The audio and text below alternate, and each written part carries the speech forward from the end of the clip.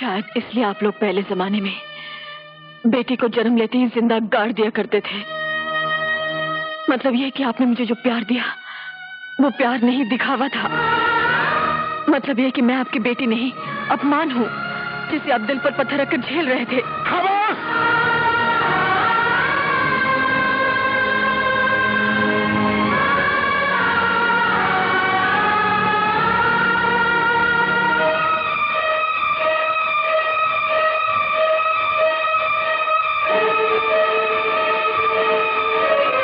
तुमने अपने दिल की बात कह ली ना।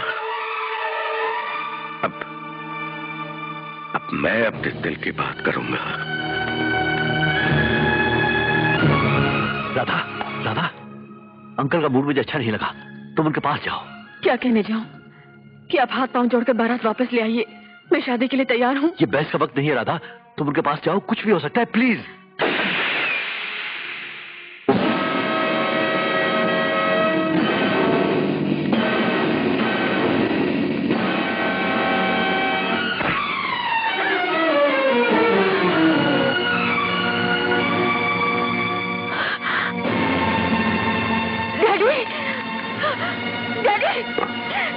ये आपने क्या किया?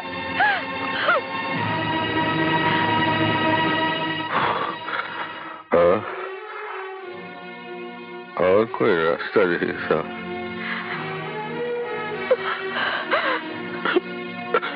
अब तुम्हारी जिंदगी सिर्फ तुम्हारी है। जो चाहो करो। कृष्ण, तुम मेरी मौत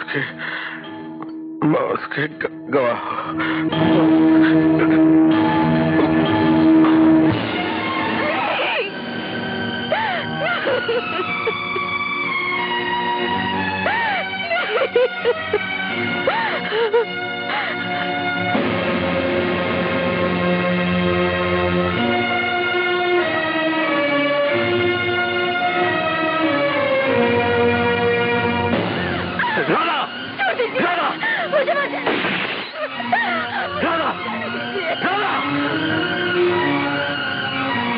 तुम्हारा मर जाना इस समस्या का समाधान नहीं, इस सवाल का हल नहीं। छोड़ दीजिए मुझे, मैंने अपने डैडी का कत्ल किया है। तुम्हारे डैडी ने आत्महत्या करके गलती की है, और वही गलती तुम भी करने जा रही हो।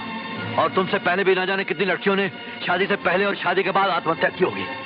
एक और आत्महत्या हालात को बदल नहीं सकती। जिस हाथ ने मेरे डैडी पर गोली चलाई वो उनके नहीं, वो मेरे हाथ से, वो ये हाथ से। और तुम इन हाथों से अपने आप पर गोली चलाना चाहती हो, अपने आप से लड़ाई करना चाहती हो। अगर गोली चलाना है, अगर लड़ना है तो समाज से लड़ो, जिसने तुम्हारे डैडी को आत्महत्या करने पर मजबूर कर दिया। राधा, हमारी रणभूमि ये समाज है। इस समाज से बाहर जाकर, इस दुनिया से बाहर जाकर ये लड़ाई लड़ी नहीं जा सकती। और ये ना सोचो कि अगर तुम नहीं लड़ोगी तो दहेज के खिलाफ लड़ी जाने वाली लड़ाई बंद हो जाएगी। ठीक है, अगर तुम मरना ही चाहती हो तो ये लो रिवॉल्वर और खत्म कर लो अपने आप को।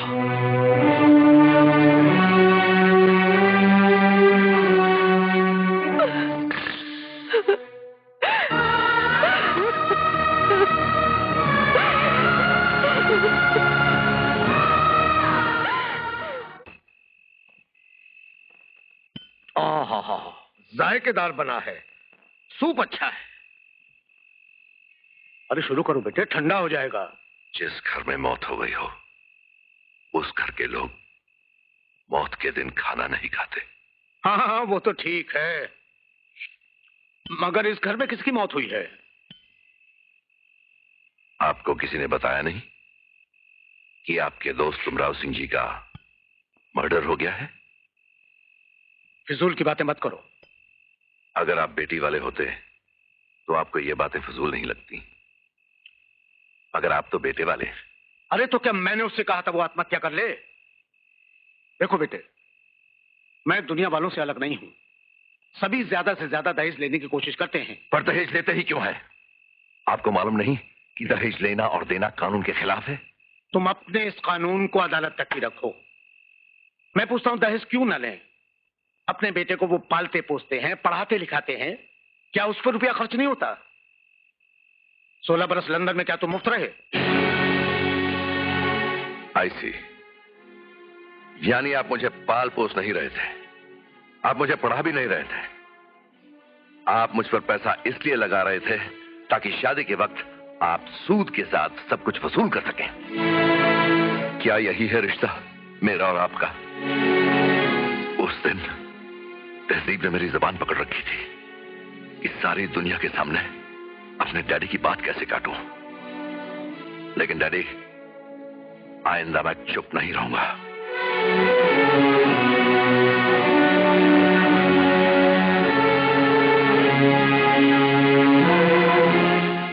प्रोफेसर आंटी, उमराव नाना जी ने उस दिन ये थैली दी थी, इसमें बहुत सारे रुपए हैं।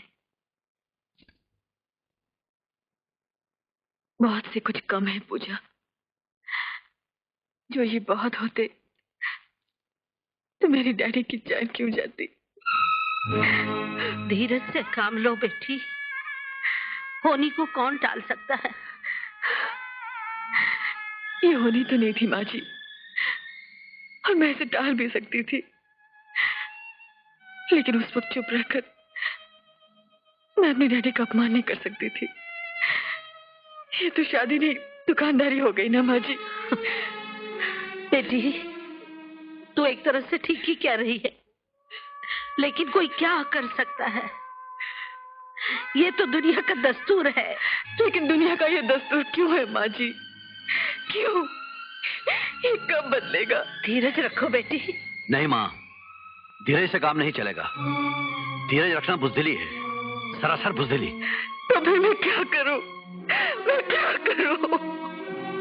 जरा अपने घर से बाहर निकल कर देखो, देखोगे बाहर कैसी आग लगी है, लड़कियां किस किस बहाने जलाई जा रही हैं। तब तुम्हें पता चलेगा कि तुम्हारे डैडी की लाश अकेली नहीं है, अनगिनत लाशें उनकी लाश के साथ। मैं समझी नहीं आप क्या कहना चाहते हैं। मैं ये कहना चाहता हूं कि रघुवीर सिंह तुम्हारे पिताजी की मौत का कारण है। उन पर मुकदमा दायर करो। ये मुकदमा तुम खुद लड़ो और अदालत से इंसाफ मांगो।